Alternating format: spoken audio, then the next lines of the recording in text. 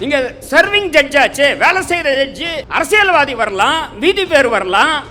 நீங்க பொது இடத்துல மீடியாவை பார்த்து ஊடகத்தை பார்த்து கேட்கலாமா அப்படின்னு கேட்டப்போ அவர் சொன்னாரு, எனக்கு இன்னும் நினைவு இருக்கிறது, நான் இப்படி வரவில்லை என்றால் எதிர்கால சந்ததியினர் என்னை படிப்பார்கள். இந்த இருக்காங்க பாருங்க, வரக்கூடிய எம்எல்ஏ எம்பிக்கள்ல 40% கிரிமினல்ஸ் அப்படின்னு சொன்னார். 4000 வழக்குகள் அவங்க பேர்ல இருக்குன்னாரு.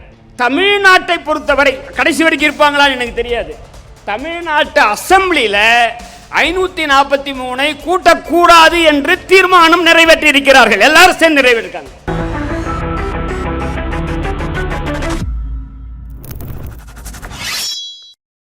இந்த அரசமைப்பு சட்ட பாதுகாப்பு மாநாடு இருக்கு. இந்த மாநாட்டை 2026 இப்போ நம்ம கூட்டுறோம். இப்படி ஒரு தேவையை 2018 சொன்னது இங்கே அமர்ந்திருக்கக்கூடிய உச்சநீதிமன்ற ஓய்வு பெற்ற நீதியரசர் செல்லமேஸ்வர். இதை அவர் சொன்னார், நீங்கள் அதை ஆங்கிலத்தில் சொன்னார், புரிஞ்சிருக்குன்னு நினைக்கிறேன். 12/1 ஜனவரி 2018 அவர் உச்ச நீதிமன்றத்தை காப்பாற்ற வேண்டும் என்று சொன்னார். இதுவரையில் சுதந்திர இந்தியாவில் இன்னைக்கு வேலை செய்கிற ஜட்ஜ் இருக்காங்க பாரு, நான் ரிட்டையர் ஆகிட்டேன், அதுக்கப்புறம் நான் மைக்க பிடிச்சி என்ன வேணாலும் பேசலாம்.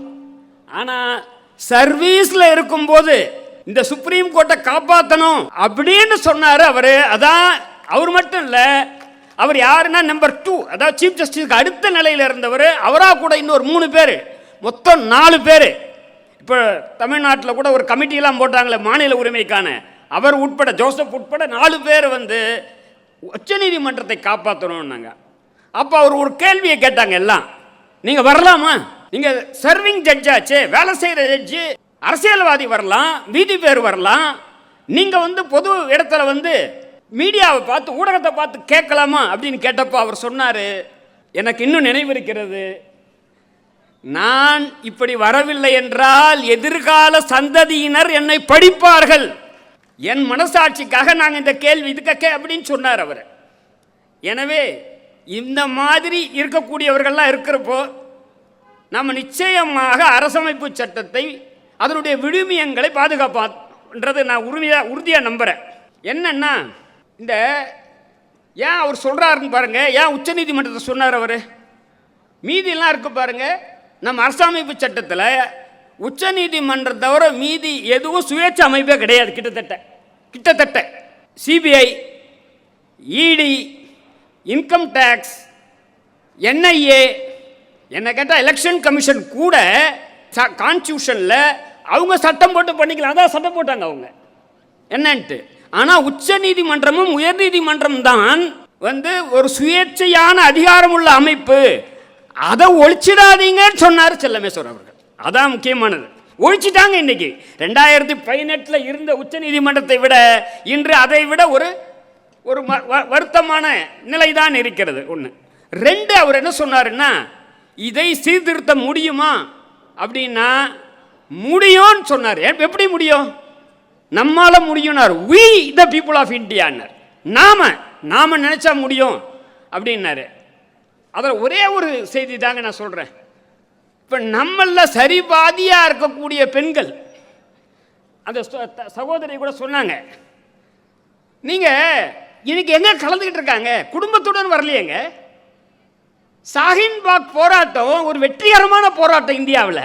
உண்மையில் கொரோனா வராவட்டி போனால் மோடி அவர்களை அசைச்சிருக்கும். அது ஏன் பெண்கள் வீதிக்கு வந்தாங்க, அதனால தான் அது வெற்றி பெற்றது. ஆனால் இப்போ அவங்க சகோதரி சொன்ன மாதிரி, ராதிகா சொன்ன மாதிரி, மேடையில் அவங்க ஒரே ஒரு அம்மா இருக்காங்க, கீழே 50 பேர் கூட இல்லைன்னு சொன்னாங்க. இதை நீங்கள் நிச்சயமாக அரசமைப்பு சட்டத்தை காப்பாற்ற வேண்டுமென்றால், உச்ச நீதிமன்றத்தை காப்பாற்ற வேண்டுமென்றால், உயர் நீதிமன்றங்களை காப்பாற்ற வேண்டுமென்றால், எல்லாம் திருப்பி சொன்னீங்களே, ஜிஆர் சாமிநாதனுக்கு பதில் அளிக்க வேண்டுமென்றால் நிச்சயமாக இந்த மக்கள் கூட்டத்தால் தான் முடியும் அப்படின்னு நான் நினைக்கிறேன்.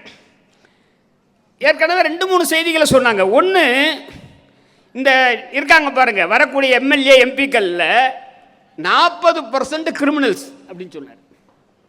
4000 வழக்குகள் அவங்க பேரில் இருக்குன்னாரு. அதோடு மட்டும் இல்லை, மணி பவரை பற்றி சொன்னாங்க.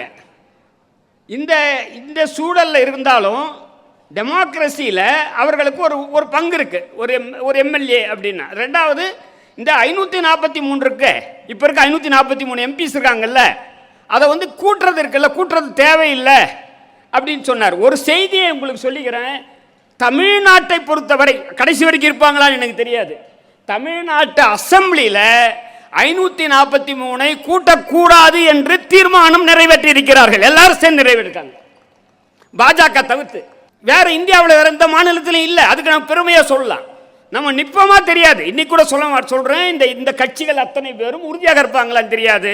இந்த 543க்கு மேலே கூட்ட வேண்டான்னு சொன்னாங்க. அதே மாதிரி இன்னைக்கு ஒரு முக்கியமான கோரிக்கை இருக்கிறது. வெளிநாட்டிலிருந்து நிதி பெறக்கூடிய தன்னார்வ அமைப்புகள், தொண்டு நிறுவனங்கள், குறிப்பாக கிறிஸ்தவ நிறுவனங்கள், அவைகளின் சொத்துக்களை பறிமுதல் செய்யக்கூடிய நிலை இருக்கு பாருங்க. அதான் அந்த சட்டத்தோட அடிப்படை. அந்த சட்டத்தை வாபஸ் வாங்கணும், திரும்ப பெற வேண்டும் என்றும் தமிழ்நாடு சட்டசபை தீர்மானம் நிறைவேற்றிருக்கு. வேற யாரும் தீர்மானம் நிறைவேற்றல. ஏன்னா பாஜக வரல தவிர, அது ஒரே ஒரு ஆள் தான் இருக்காரு. மீதி பேர் 233 பேர் இருக்காங்க, நிறைவேற்றி இருக்கிறார்கள். இறுதியாக நான் சொல்லி இதை முடிச்சிடுறேங்க. என்னன்னா, இந்த செல்லமேஸ்வர் சொன்னார், கான்ஸ்டியூஷனில் 130க்கும் மேற்பட்ட திருத்தங்கள் இது வரைக்கும் வந்தாச்சு. அப்போ திருத்தம் பண்ணலாம் என கேட்டான். என்ன திருத்தம் பண்ணணும்? ஒரே ஒரு செய்திக்க, டெமோக்ரஸின்னா என்ன? டெமோக்ரஸின்னா பிரதிநிதித்துவம் வேணும். 543ல் முஸ்லீம்களுக்கு எம்பிக்கள் எவ்வளோ பேர் இருக்காங்க இது வரைக்கும் நீங்கள் கேட்டிருக்கீங்களா? கிறிஸ்டியன்ஸ் எம்பிக்கள் எவ்வளோ பேர் இருக்காங்க? இன்னைக்கு இல்லை, 1952 தேர்தல் நடந்தது இல்லையா?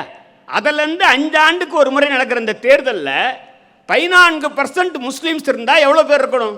77 பேர் இருக்கணுங்க. இப்போ எவ்வளோ பேர் இருக்காங்க? 24 நடந்ததில் 24 பேர். இதை விட்டுருங்க, ஒரு தேர்தலில் கூட 77 பேர் வந்ததில்லை. அதிகபட்சம் 49 பேர் தான் வந்திருக்காங்க. இதான் டெமோக்ரஸி. அதாவது என்ன பண்ணணும்னு எனக்கு தெரியாது. ஐயா, இங்கே இருக்கக்கூடிய சட்ட மேதைகள்லாம் சொல்லலாம், சுதந்திரத்துக்கு முன்னாடி முஸ்லீம்களுக்கோ இல்லை மற்ற சீக்கியர்களுக்கு, கிறிஸ்தவர்களுக்கெல்லாம் ரிசர்வேஷன் பொலிட்டிக்கல் வாய்ஸ்க்காக என்ன பண்ணணும், வேற எதை எப்படி கொண்டு வரதுன்னு எனக்கு தெரியாது. இதை செய்யணும். ஏன்னா சகோதரி அவர்கள் பேசுகிறப்பெல்லாம் சொன்னாங்க பாருங்க, விமன் நாங்கள் 50%, நாங்கள் 33% தான் கேட்குறோன்ட்டு. இவர்கள் 14%, இவங்க 3%. அவங்களுக்கான குரல் இருக்கணும். அதுக்கப்புறம் அந்த குரல் எப்படி இருக்கணும்? கிரிமினலாக இருக்கக்கூடாது, மணிப்பவராக இருக்கக்கூடாது, கட்சி மாறக்கூடாது, இதெல்லாம் இருக்கணுன்றது வேற.